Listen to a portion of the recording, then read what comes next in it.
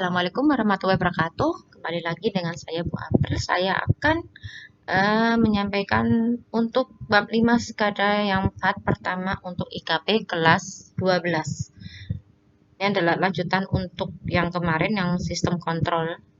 Dan ini pembahasan untuk yang dulu kelas 11 sudah saya pernah kasih tentang PNID. Ini ada pengaplikasiannya untuk PNID-nya.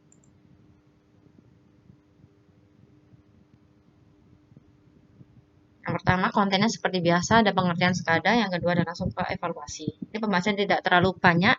Saya hanya membahas tentang sekada dan beberapa penjelasan kembali lagi untuk yang PNID.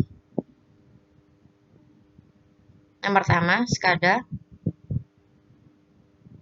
Sekada pengertiannya adalah sekada singkatan dari Supervisory Control and Data Acquisition, yaitu sistem kendali industri berbasis komputer yang dipakai untuk pengontrolan suatu proses. Karena ini udah dari tingkat industri. Kalian sebelumnya mulai belajar tentang PLC. Nah, PLC itu alat kontrolnya aja.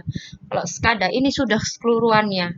Udah ada udah benar-benar di industri, udah di lapangan site-nya. Jadi nggak cuma satu kontrol aja yang dibaca, tapi banyak kontrol yang dibaca. Yang dihimpun dari satu yang dinamakan dengan SCADA. Dan ini juga bisa diatur di kontrol karena sekarang ini lebih ke kontrolnya. Ada ini SCADA hampir sama dengan TCS. Jadi ada perusahaan yang tidak menggunakan SCADA tapi menggunakan TCS. Sistemnya SCADA dengan TCS itu hampir sama. Ada beberapa perusahaan yang menggunakan SCADA dan TCS tuh ya TCS. Saya contohkan untuk di Petro. Petro itu untuk pabrik satu yang saya tahu itu menggunakan TCS. Tapi ada juga yang di sana juga menggunakan SCADA. Tapi nggak semua kayak gitu. Ada yang perusahaan yang lain kayak SCADA. Nah, ini adalah contohnya. Tampilannya untuk SCADA atau TCS.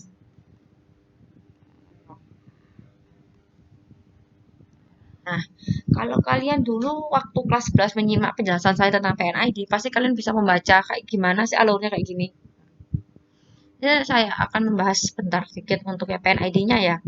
Karena ini SCADA itu berkenaan erat banget sama PNID karena nggak mungkin kan suatu tampilannya itu bukan benar-benar bentuknya motor, kompresor, eh, wadah tabung yang gede kayak gitu, gambarnya kran yang valve biasa enggak. Karena kan kalau misalnya kalian lupa, silakan kalian buka lagi ini materinya ini. Ada tentang instrumen kontrolnya PNID untuk yang di kelas 11. Itu ada saya bikin 2 part. Yang pertama yang tentang pengertian dari instrumen PNID-nya sendiri dan beberapa simbolnya. Yang kedua simbol lanjutannya dengan cara membaca dari PNID. Ini kan kalau kalian masih ingat ya ini simbolnya untuk wadahnya ya. Ini wadahnya. Ini ada pipa, ada valve-nya, control valve ya. Nah, control valve. Ini ada pompa P. Ya, P ini adalah dia mengindikasikan kalau ini adalah pompa bukan kompresor. Jadi kalau misalnya bentuknya kompresor dan pompa hampir sama untuk yang simbolnya. Oh salah. Untuk itu turbin. Nah, turbinnya kompresor hampir sama. Tapi kalau ini pompa dia ada indikator sendiri, indikasinya sendiri yaitu ada tulisan P. Motor berarti dia tulisannya M. Ini ada valve-nya juga, ini juga ada valve-nya. Untuk U001 dan F002 ini adalah misal gini. Ini untuk dilihat alirannya ya, panahnya. Sorry, ini adalah panahnya. Panah untuk masuk dan ini adalah panah keluar. Ini adalah dari lanjutan F, itu ada kode F sendiri. Jadi ada besar. Ada halaman selanjutnya bentuk F dan 002 berarti di aliran dari F dari 002 ini masuk ke sini. Ini adalah mixer. Ini dia akan melewati valve-nya ini. ke sini dia terbagi menjadi dua. Untuk proses ini, yang pertama dia kalau ini bergerak tadi kan dia sistemnya di setnya itu berarti kan bergerak kelihatan. Oh, yang ini hijau berarti bergerak. Dia besar 0,32 bar. Kalau batasnya ada ini, mati. Kalau hijau itu menyala, kalau itu merah mati. Masuk ke sini counterflow-nya masuk di sini. Sama yang atasnya juga sama, dilihat barnya berapa. Temperaturnya diminta berapa? Di sini ada. Keluar kan? 23,12 derajat Celcius. Untuk ketinggiannya dilihat di dalam ini yang dikasih ketinggian dari suatu apa yang namanya cairannya, air mungkin ya, nggak tahu ini apa. Nah, sini adalah air di dalam sini. Nih, oh dalamnya ketinggian segini. Kalau masih belum full, kayak gimana? Karena dilihat ya di counter bukan hanya ketinggiannya saja, tapi juga temperaturnya. Ini ada real time biasanya. Ada indikator waktunya, tahunnya. Nah, keluaran dari ini tabungnya ini masuk ke halaman selanjutnya yaitu U001. Jadi proses ini hanya satu kali proses. Dan di SCADA itu nanti bisa diklik-klik ininya. Klik. Jadi halaman selanjutnya kayak gimana. Ini halaman sebelumnya kayak gimana. Kalau misalnya dan SCADA ini bisa mengeluarkan data. Dia merekam data. Otomatis juga terekam kayak ada data loggernya sendiri. Ada kata-kata ada data logger. Jadi dia memiliki data, perekaman data. Kalau misalnya ada inspeksi gitu, inspeksi semisal ada inspeksi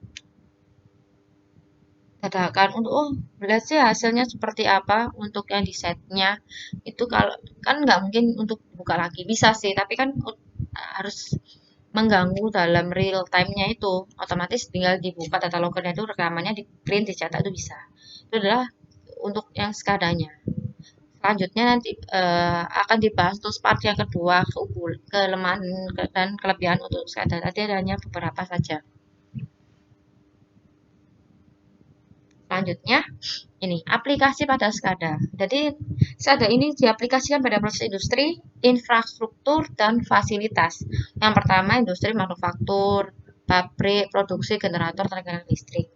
Nah, kayak PJB dan kawan-kawan PLN, kayak DSSP, ya, maksudnya generator tenaga listrik dia kan kelihatan prosesnya kayak gimana.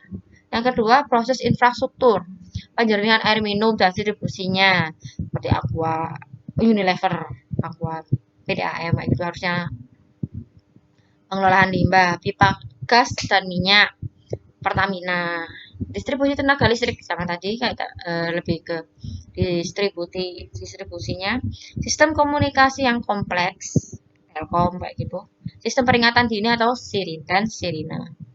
Selanjutnya proses fasilitas yaitu gedung, bandara, pelabuhan, stasiun ruang. Kayak bandara kayak tahu ATC, ATC. Nah, itu hampir kayak SCADA kan ada monitor. Tapi itu berbeda apa ya, lebih sedikit berbeda pengertiannya bukan untuk SCADA-nya ini. Selanjutnya, nah komponen yang pada SCADA-nya itu ada 4 yang paling utama. Yang pertama sensor atau aktuator. Biasanya berupa valve, sensor temperatur. Yang kedua RTU atau PLC. Kalau RTU sendiri itu namanya remote terminal unit. Nah, PLC taruhan yang kontrolkannya itu. Yang ketiga adalah communication protocol. Sistem komunikasinya antar sistemnya itu kayak gimana? Menggunakan kabelan biasanya. Yang kedua pakai sinyal radio. Yang keempat yaitu MCU, Master Terminal Unit. Dia udah di control room-nya. Jadi urutannya gini. Sensor atau aktuator itu yang biasanya yang tadi gambar sebelumnya itu kan ada aktuator juga kan ada sensornya juga. Sensornya itu ada sensor tadi mendeteksi temperatur, ketinggian, itu adalah sensornya. Aktuatornya itu adalah valve-nya. RTU atau PLC. Berarti dia kontrolnya pakai apa? PLC, RTU. Nah, biasanya untuk SCADA ini enggak hanya satu PLC atau RTU, ada beberapa banyak PLC. Dan di satu dan dipantau di MTU, di control room-nya, Master Terminal Unit. Menggunakan apa? Komunikasinya ada kabelan dan sinyal radio. Kabelan berarti otomatis dia harus ngulur kabel dari PLC ke PLC yang lain, PLC ke MTU. Kalau sinyal radio dia hanya menggunakan sinyal saja, ada antena, percakapan antena, dan hanya di ruang lingkup itu saja. MTU ini Master Terminal Unit berarti dia sudah di control room-nya dan masuk di HMI-nya dan kawan-kawan, berarti dia udah jadi satu, kayak server untuk yang MTU. Ini gambarannya, gambarannya kayak gini.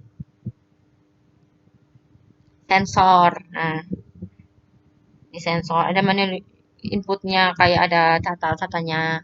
Ini adalah PLC atau RTU-nya dijadiin satu sini, jadiin satu.